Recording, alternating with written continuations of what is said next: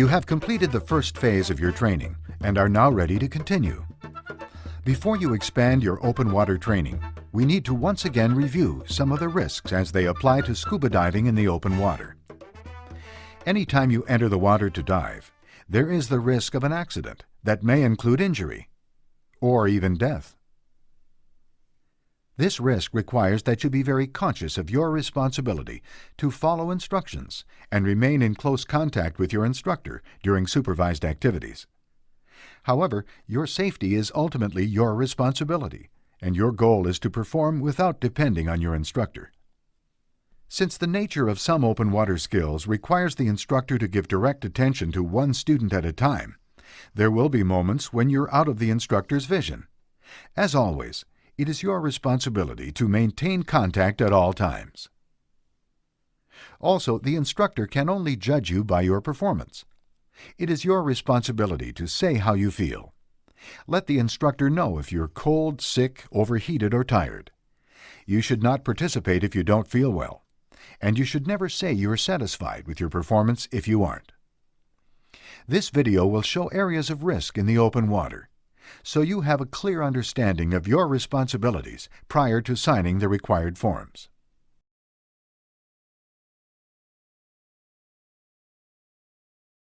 You are responsible for your own physical and mental fitness. Your current readiness to dive includes not being sick or in poor health.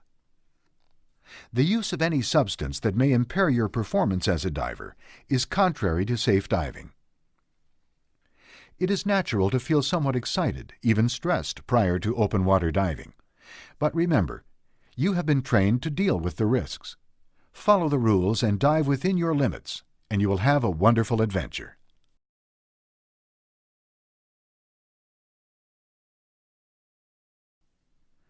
As your comfort and skills in the water now include scuba, you are now ready to further develop that same level of comfort with your scuba skills in open water. Risk cannot be totally removed from scuba diving or any other activity, but you can deal with it by learning to dive and by following the safe diving rules.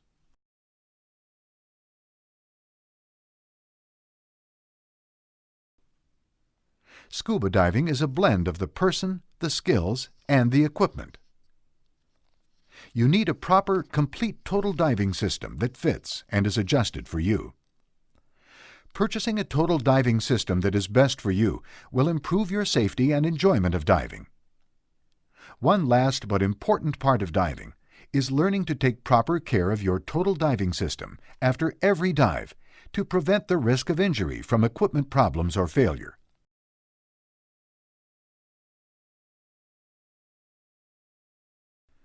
A special concern of scuba diving is the need to equalize your ears and sinuses as you descend underwater. By controlling your buoyancy with your BC, you can provide yourself time to equalize and not go beyond your planned depth.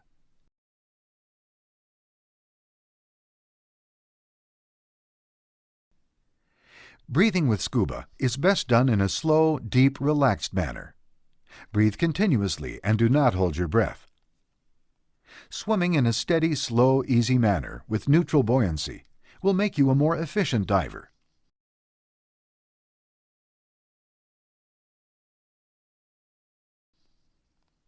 Another major concern of scuba diving is the possibility of having an overexpansion injury while ascending. By relaxing and breathing as you control your buoyancy, you can perform a slow and easy ascent. You need to look up, reach up, and proceed with care as you approach the surface. Otherwise, you might hit something, such as a boat, on the way up. Once on the surface, make your presence known to boaters. Be aware that you can see boats better than they can see you. Your understanding, your equipment, and your skills all help reduce the risks of diving. But remember that injuries can still occur.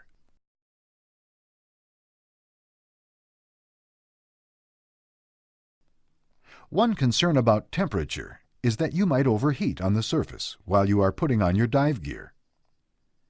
The other concern is that you may become excessively cold while underwater. Water takes away body heat 25 times faster than air. Therefore, divers need to wear the correct protective suit for the water temperature.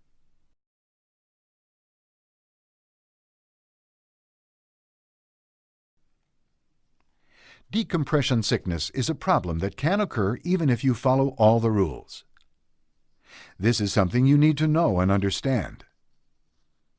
Time underwater is based on decompression needs, air consumption, and comfort. You need to plan your dive and monitor your air supply to avoid running out of air. An out-of-air situation could lead to panic and drowning.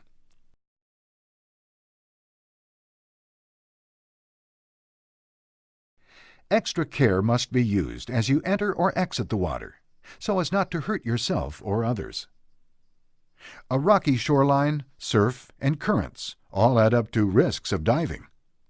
Diving skills, along with a calm, relaxed approach, will help you deal with these environmental conditions. Entanglement is a problem that can be handled as long as you don't panic. Some aquatic life can be harmful, and care needs to be taken to avoid contact and to not provoke animals. The risk of diving-related injury is, of course, greater in the open water than in the swimming pool. But how you behave and relate to other divers is a key to lessening problems. You need to follow the instructions from diving leaders and follow the safe rules of diving. It is your responsibility to maintain both buddy and instructor contact during open water training dives. At the same time, only do those things to and with your buddy that you are comfortable with. You need to stay within your comfort zone. Keep your instructor informed of your needs, wishes, and concerns. The whole process of instruction will, therefore, go far better. Remember, the instructor only knows how you look, not how you feel. Stress is a normal and expected part of scuba diving. You need to control it to be able to solve problems while in the water. By developing a higher level of awareness of yourself, your buddy, your skills, your total diving system, and the environment, you will be a better and safer diver. By putting all these ideas together with your training, you will be ready to dive in open water. Risk is a part of life. Activities that add adventure to our lives also add risks. Yet most recreational divers enjoy scuba diving without ever having an injury. At the same time, no one can guarantee that you will never have an accident.